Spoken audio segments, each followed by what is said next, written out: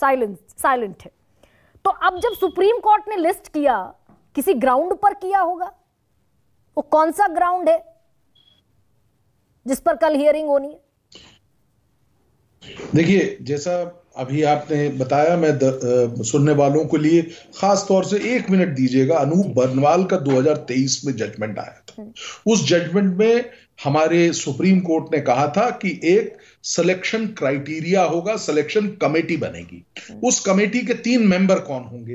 पहले बताया prime minister, दूसरा ये आप बता चुके हैं लेकिन मैं दोहरा रहा हूं, प्रधानमंत्री, फिर उसके बाद एक लीडर ऑफ ऑपोजिशन, अगर लीडर ऑफ ऑपोजिशन नहीं है तो लार्जेस्ट पार्टी के जो लीडर है वो, और सीजेआई। ये एक टेम्परेरी अरेंजमेंट किया गया, कानून बना।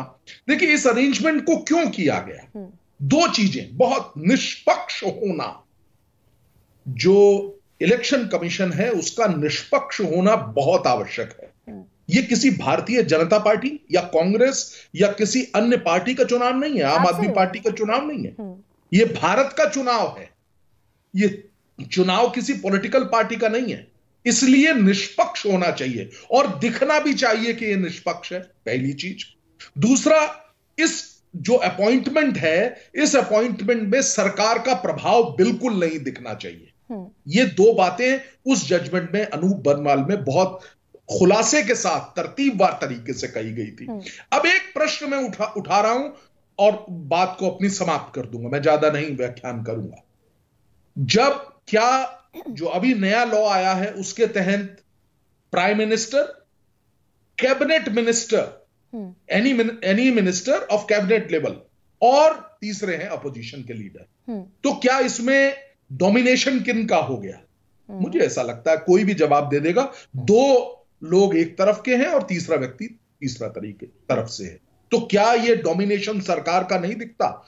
यही एक प्रश्न है जिसपे कल 12 तारीख को ये एप्लीकेशन मूव हुई थी, पिटीशन मूव हुई थी आदरणीय जस्टिस संजीव खन्ना जी के आगे, और उन्होंने आज 15 तारीख के लिए रख लिया गया। लेकिन संजय एक तर्क ये भी है ना, जैसे मैंने कहा कि भाई पार्लियामेंट के अपने विशेषाधिकार हैं और देश की संसद सुप्रीम है, तो अगर मैं वो ग्राउंड आपसे पूछ रही हूं कि संसद ने अगर कोई पारित कर दिया कानून, तो भी क्या वो चैलेंजेबल है सुप्रीम कोर्ट में, और उसी आधार पर सुप्रीम कोर्ट ने ये रिट स्वीकार की हियरिंग के लिए?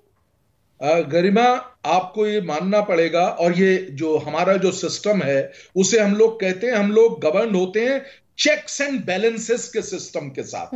हमारे यहां लेजिस्लेटिव है, एग्जीक्यूटिव है, जुडिशरी है, ये तीनों के अपने अपने आयाम है। इसका क्षेत्र ये है, इसका क्षेत्र ये है, इसका क्षेत्र ये है। लेकिन अगर कोई पक्ष, कोई इनमें से अपने आयाम से गलत काम कर रहा है, जो उसको दिया गया है उससे अगर कोई गलत करेगा, तो उस पे दूसरा जो चेक्स एंड बैलेंस करने के लिए जो एक स्तंभ है वो जा सकता है। तो यहां पे हमने पहले न जाने कितने ऐसे उदाहरण हैं, मैं दे सकता हूं यहां पे, जहां पे सुप्रीम कोर्ट ने पार्लियामेंट के द्वारा पास किए गए लॉ को अल्ट्रा वायरस बताया है। That's why this had been listed in Supreme Court. That is the reason. और कल पता चलेगा कि क्या जो ये कमेटी है जिसका गठन नए कानून के तहत हुआ गया, क्या वो निष्पक्ष है कि नहीं। ये सुप्रीम कोर्ट इसकी अवलोकन करेगी और दूध का दूध पानी का पानी हो जाएगा, मेरा ऐसा। तो कल ही माना जाए संजय? देखिए, क्योंकि अब परिस्थिति चेंज हो गई है। ऐसा भी हो सकता है कि इस पिटीशन को विड्रॉ करके दोबारा पिटीशन फाइल की जाए। कारण, क्योंकि जब ये पिटीशन फाइल की गई थी तो 2 अधिकारी जिनका नाम अभी आपने लिया, उनका चयन तब तक नहीं हुआ था। हाँ। अब आज ही चयन हुआ। हो सकता है सुप्रीम कोर्ट कहे कि आप अपनी नई पिटीशन दायर करिए और ये बताइए। ये भी हो सकता है, और हो सकता है कि संभवतः सुप्रीम कोर्ट स्वतः संज्ञान लेते हुए इस पर निर्णय दे। तो राहुल जी,